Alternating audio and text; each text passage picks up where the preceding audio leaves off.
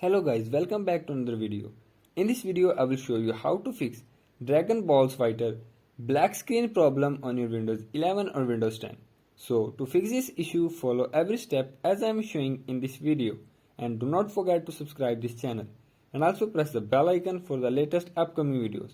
Hope so this will fix your problem and help you a lot.